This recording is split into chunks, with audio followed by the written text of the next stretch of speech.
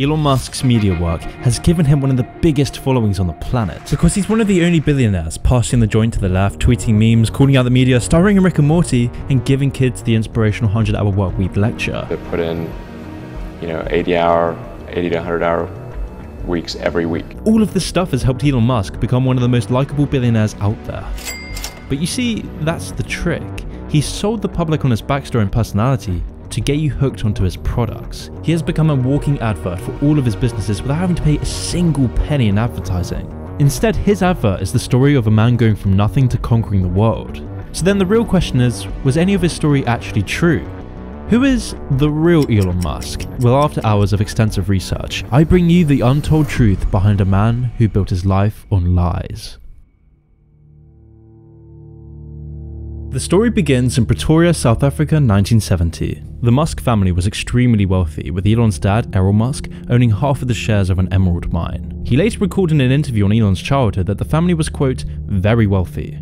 We had so much money at the time that we couldn't even close our safe. One person would have to shove the money in, and the other would have to slam the door shut. And then there'd be all these other notes sticking out, so we'd have to empty them into our pockets. End quotes. Although having said this, it was far from a happy childhood. Whilst being born into incredible wealth, Elon suffered relentless abuse from his father. It was very violent. It was not a happy childhood. My father has serious issues. But it didn't stop there. In 9th grade at Bryanston High School, even the school kids went after him. And when asked about being bullied in school... I was almost beaten to death, if you call that bullied. In an interview with NBC News, Elon's mother, Mae Musk, told Maria Shriver about her son's struggles. He was always brilliant, but brilliance doesn't always go into practical benefits. Elon would recall that he was basically hiding from this gang as they hunted him down, because he accidentally bumped into this guy in assembly that morning, and this guy had taken some huge offense at that. So later that day, while Elon was having lunch, this guy snuck up on him, kicked him in the head, and then shoved him down the stairs. When Elon reached the bottom of the stairs, a bunch of other guys gathered around him and started kicking him while the first bully slammed his head into the ground to the point of Elon blacking out. As a result, he had to go to the hospital, missing school for weeks. This dark childhood affected Elon greatly, as it would for most people, but the effects of this would later become more apparent in his future life. Elon eventually left South Africa for the US, where he would go on to intern for a startup in Silicon Valley. During his internship, he had the idea for his first business, after a salesman for Yellow Pages walked into one of the offices where he worked and tried to sell his startup. The salesman's idea was for an online listing ad in addition to the company's normal Yellow Pages listings. But the pitch was poor and the guy didn't really know anything about the internet, but Elon saw a glimmer of promise in the idea and used it for himself. So in 1995, Elon and his brother Kimball formed Global Link Information Network, which changed its name to Zip2 because Global Link Information Network is a terrible name. The idea behind Zip2 was to convince businesses to create a web presence on a searchable web directory. At the time, this was very ahead of the curve. Something that allowed you to get maps and directions on the internet, and then something that allowed you to do online manipulation of content, kind of a really advanced blogging system. We started getting some interest. I mean, half the time we'd be like, what's the internet? Even in Silicon Valley. But then occasionally somebody would bite and we'd get a little bit of money from them. The Zip2 story is the first part of Elon's current PR strategy. Elon always makes out that his time at Zip2 was the classic Silicon Valley origin story. He'll always talk about how he had to risk everything with only $2,000 to his name, a ton of student debt, whilst also being so broke he couldn't afford an apartment. But things were pretty tough in the early going. I didn't have any money. In fact, I had negative money. I had huge student debts. So, in fact, I couldn't afford a place to stay and an office. But this was just a story. Musk was in reality living on his father's money, who also paid for his university fees and invested $28,000 into the company. Despite this, he tried to claim that his father was broke, painting himself as coming to America with nothing. But I understand why he'd exaggerate his beginning story, and there would be no harm done if it stopped there. After 4 years of working on Zip2, Elon and his brother finally reached the golden point that most tech startups could only dream of in the beginning: the acquisition of the company from a bigger company. In 1999, the company was sold for $305 million, with Elon getting his $22 million share. And this is where Elon's public story begins to take a more dishonest turn. Hi, Elon Musk speaking. It's 7 o'clock in the morning, and Elon Musk anxiously waits for his golden payoff, his prize for paying his dues in the valley. A year ago, Musk sold his software company, 𝗘𝗾𝗃𝗃, which enabled newspapers to publish online for $400 million cash. 3 years ago, I was showering at the Y and sleeping on the office floor. And now, obviously, I've got a $1 million car and quite a few creature comforts company. So this is an ATM. What we're going to do is transform the traditional banking industry. I do not fit the picture of a banker. X.com, this is Julie. One of the many misconceptions about Elon is that he was the co-founder of PayPal. So, I'm going to put up something that probably looks familiar to most people here. This is the homepage of PayPal in 2000. Elon was a co-founder. He's not. What happened is Elon Musk started a company called X.com with the money he made from 𝗘𝗾𝗃. The basic goal of X.com was for customers to be able to email money to each other rather than having to deal with everything in cash. There was a little feature that just seemed like an obvious feature, which was the ability to transfer money from one person to another by entering a unique identifier like an email address.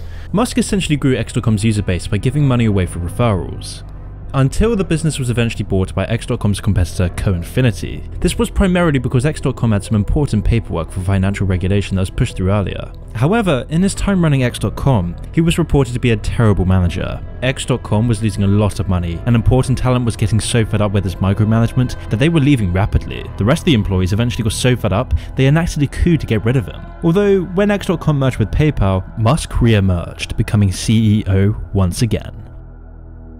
During his time at PayPal, he was struggling to generate enough revenue, leading to his predatory actions against small-time PayPal users. You see, a lot of PayPal's profits in the early days with Musk came from closing accounts with no real explanation as the company pocketed the balance. The idea being that small-time users couldn't afford to take serious legal action, and it was pretty widely reported at the time, and since they weren't a bank, nobody could do anything. It was all a part of PayPal's early acceptable use policy.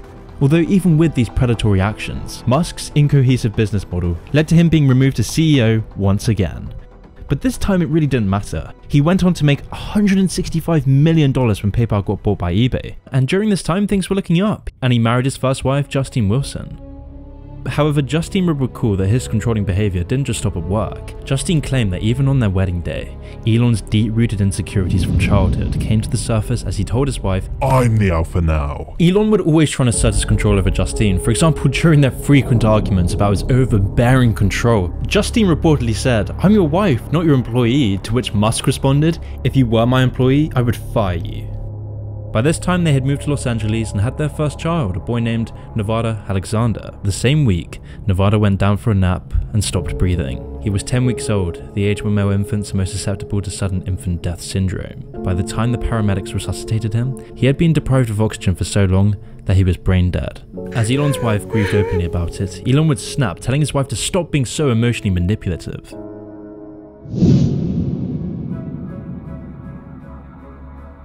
After getting fired from PayPal, Elon began crafting a persona and fake story. He'd seen the success this had brought Nike and Apple, so he would take it one step further, using his media presence as an advertisement for his products. And he employed this ruthlessly, fabricating and straight up lying about who he is and how he got to where he is. So far I've shown you just some of the exaggerations and unflattering truths behind his origins, but it was in 2004, as Elon joined Tesla, where we can start to see just how much dishonesty there is behind Elon Musk.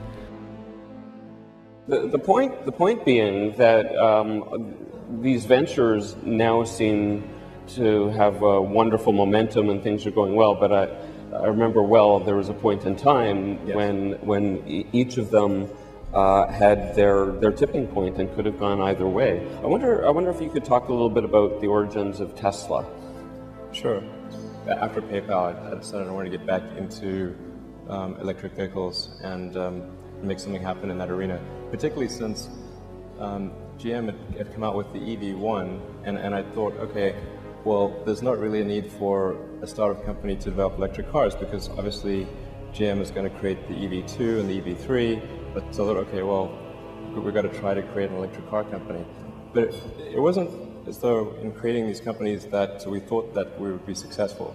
I thought that the most likely outcome was failure, but it was still worth doing.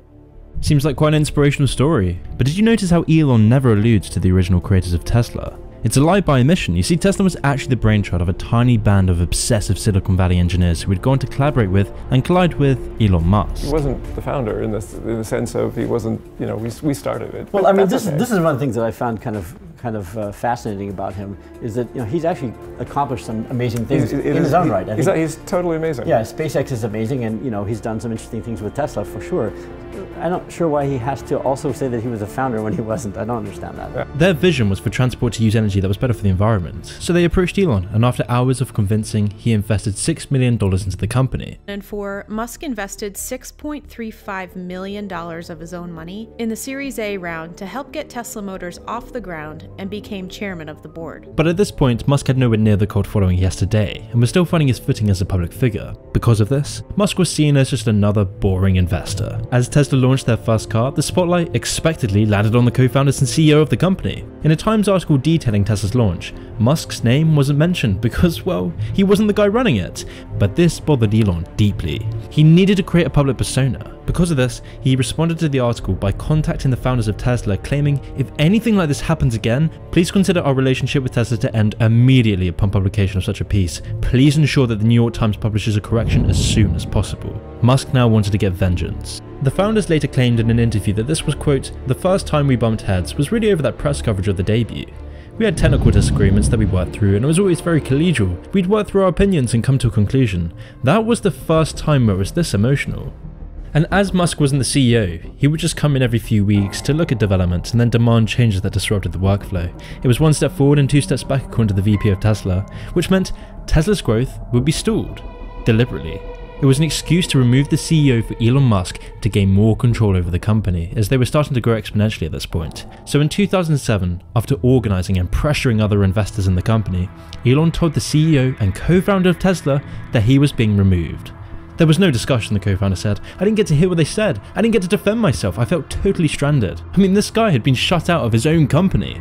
And after a series of court battles, Elon Musk managed to kick the original founders out. They settled out of court, and Elon was now legally allowed to call himself the co-founder of Tesla. Would no longer be part of Tesla? No. Is there anything you can say about why you left? No. Well, you know, I was voted off the island, and in a rather rude way, it wound up with some lawsuits and some settlements, and you know, it's history now. Yeah, so I can't say a lot about it. Musk was now running the show, going on to make Tesla one of the highest valued car companies in the world. But have you ever wondered how? How is it that a company selling thousands of cars a year is now valued more than all the other car companies that sell millions of units? I mean, the easiest thing in the world is to get a bunch of smart engineers to design a really cool car. The hardest thing in the world is to build hundreds of thousands of them profitably, you know, and distribute them profitably and service them profitably and adequately. That's sort of the moat that these other car companies have. I mean, Porsche is coming out with a tremendous electric car in a few months. You know, Audi has a whole series of electric cars coming out. The first one is out already. Even Jaguar, in your home country, has a terrific electric car out in the I-Pace, and the next XJ sedan is going to be electric. And these guys all know how to build cars. Well, this is where Elon Musk's PR work has worked wonders. See, he'd pitched Tesla like he did with X.com with his larger-than-life picture. He'd used the media to make people believe in his products as being at the forefront of innovation, giving his products fancy looks, telling every interviewer he could about his bootstrap origin story, working 120-hour work weeks, creating all these products as a result of his genius innovation. When you buy into the story, you start to buy into the products.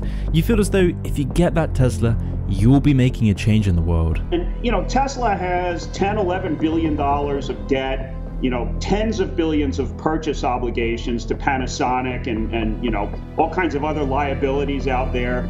You know, there's the wild card of Elon Musk. The man is a pathological liar. He cannot deny having committed securities fraud here in the U.S. with that false buyout. Any other CEO would have been fired by his board in 2 hours for that nonsense. Tesla is a completely dysfunctional organization. But of course, Musk never talks about this, just like he never talks about the fact that most of his companies are only alive because of government subsidies. But when it comes to government subsidies for normal people who've had their businesses and livelihoods crushed in the last year, he'll say that's a very bad idea. In fact, it was these subsidies that have led to Tesla being currently sued by both Germany and Canada for subsidy fraud. And Musk's dishonesty doesn't even stop there. Musk has defrauded Tesla investors billions of dollars, not to mention all the other countless personal lawsuits. If you look at what some of the things that Musk has promised over the years, in 2013 he said they were going to be producing the Model X by 2014. We look back 2015, 16, 17, 18. Each one of those years they put out releases saying they're going to ramp their Gigafactory. They're going to break ground on the Gigafactory in China. Still hasn't happened. They said they were going to do 100,000 to 200,000 Model 3s in the back half of 17. They did less than 2,000. So I think what Tesla does and what Musk does is he puts out these targets, these claims for investors to be happy about in the future and thus give him money to fund current losses, and then he misses them. And this has happened. We've counted over 115 mistruths, and the board continues to let him put out these tweets, etc. So I think the board is respected. I don't think they understand the auto industry, and I think he has very little to no oversight, and I think that's a problem. So why is this stuff not common knowledge?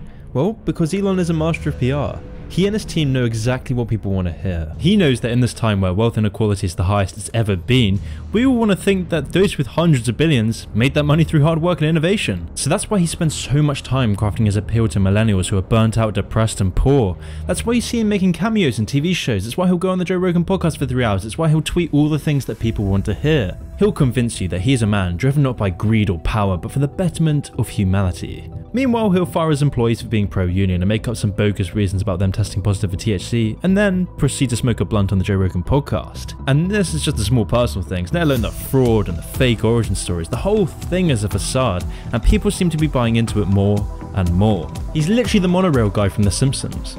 Cloud. Is there a chance the track could bend? Not on your life, my Hindu friend. What about us Brendan slobs? You'll be given cushy jobs. And so it all starts to fit together. From the twisted childhood, the lies about his past, the lies about his companies, the court battles, the lawsuits. This is exactly why Neil Armstrong and Buzz Aldrin denounced him, not just because of his mission to privatize space, but because they knew his mission was built on lies. They know the real Elon Musk, and they don't trust him. But most of the public actually do, which just shows you how well a good PR campaign can convince anyone of anything. So as Elon Musk continues to rapidly develop Neuralink, which is Elon's pet project to introduce brain chips into the general population, you'll notice that there isn't any outrage, because the PR works its magic. The only outrage about Neuralink comes from those who actually work on it. It's why 5 of the 9 founders of Neuralink have already left the company after seeing straight through Musk's facade.